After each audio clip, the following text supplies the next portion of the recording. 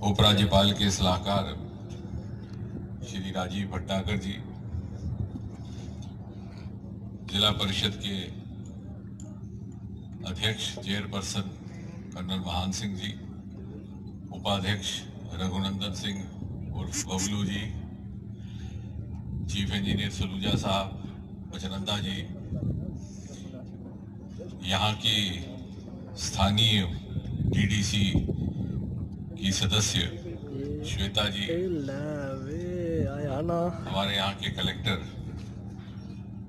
यादव जी, इस कठुआ नगर के और इस क्षेत्र के सारे प्रमुख नेतागण, नागरिकगण, वरिष्ठ अतिथिगण और मित्रों, जब मैं सारे ये भाषण सुन रहा था तो चूंकि खुराफाती दिमाग है, एक बात मेरे जहन में आई कि इन 1960 का साल आजाद हिंदुस्तान के तारीख में और इतिहास में एक बड़ा महत्वपूर्ण साल गुजरा। 1960 में हिंदुस्तान ने आजादी के 14वें साल में प्रवेश किया था। 1960 में ही हिंदुस्तान और चीन की दोस्ती और हिंदी चीनी भाई भाई के दौर में थोड़ा थोड़ा धीमापन आने लगा और खलिश बढ़ने लगी, जो बाद में जंग के रूप में सामने आई। 1960 में ही मशहूर और मारूफ फिल्म मुगल आजम रिलीज हुई थी और 1960 में ही भारत और पाकिस्तान के बीच में इंडस वाटर ट्रीटी पर हस्ताक्षर हुए थे। अब आजादी के 14वें साल से हम पहुंच गए 75वें साल तक। हिंदुस्तान और चीन के बीच के रिश्तों ने कई आयाम पकड़े और आज लगभग चीन भी हमारा लोहा मानने लगा। मुगल आजम कई बार आई, कई बार हिट हुई, अभी भी चल रही है, लेकिन इंडस वाटर ट्रीटी को सही तरीके से अंजाम लाने का काम आज रावी के तट पर हुआ है, क्योंकि उस मुआहदे के मुताबिक 3 दरिया आए थे पाकिस्तान के हिस्से में, 3 हिंदुस्तान के हिस्से में। पाकिस्तान के हिस्से में आने वाला था दरियाए सिंधु, झेलम, पंजाब और चनाब, क्योंकि इसका बहुत सारा हिस्सा उस तरफ पड़ता है। वहां पर झेलम जिला भी है जहां से डॉक्टर मनमोहन सिंह जी का घर है। हमारे हिस्से में आया था रावी, सतलुज और व्यास, और सबसे बड़ा हमारा दरिया हमारे हिस्से का था रावी। लेकिन इस डैम के ना होते हुए रावी का सारा पानी पाकिस्तान जा रहा था।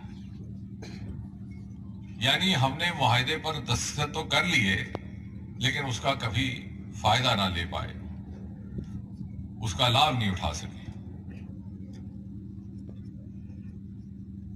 और विडंबना ये थी कि जब भी गोलीबारी होती, हमारे ही नेता खड़े होकर के बुलंद आवाज में कहते, पाकिस्तान को सबक सिखाया जाए, पाकिस्तान का पानी रोक लिया जाए, क्योंकि उनकी ये भी खबर नहीं थी कि हमारे हिस्से का भी पानी पाकिस्तान जा रहा है, पाकिस्तान का क्या रोकना। क्योंकि हमारे नेता इतने मसरूफ होते हैं कि अध्ययन का समय कम रहता है उनके पास। उस विडंबना की भरपाई भी आज हुई और उस कुताही का प्रायश्चित भी आज हुआ।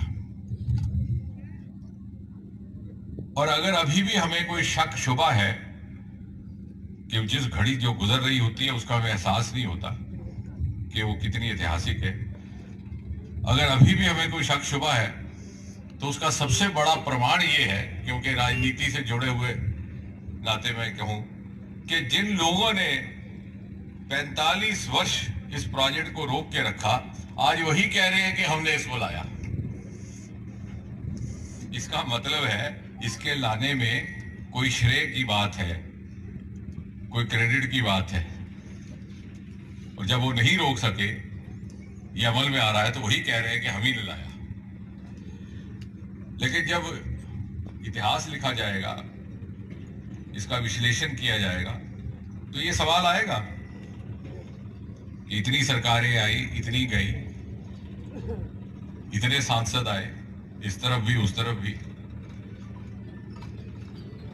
क्यों कर ये प्रोजेक्ट 1975 से लेकर के आज तक अमल में नहीं लाया जा सका? क्योंकि हमारे प्रदेश की जो सरकार थी उसकी प्राथमिकताएं कुछ और थी।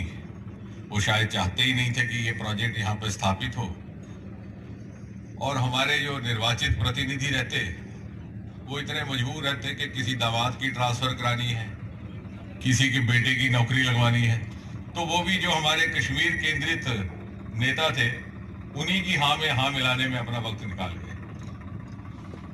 नहीं तो अगर यहाँ के प्रतिनिधित्व ने स्टैंड लिया होता तो हमें 45 साल इंतजार ना करना पड़ा होता।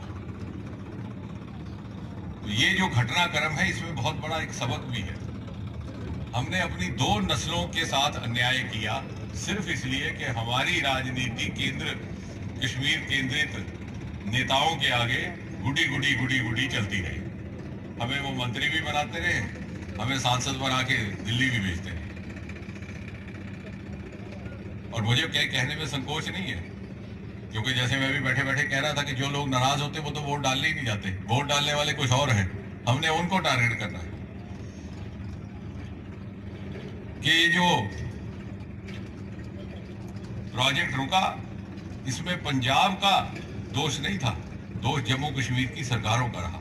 एक के बाद एक जितनी सरकारें आई वो नहीं चाहती थी कि ये प्रोजेक्ट यहां लगे, और किसी सांसद ने, किसी एमएलए ने उठ करके उसके खिलाफ आवाज नहीं उठाई।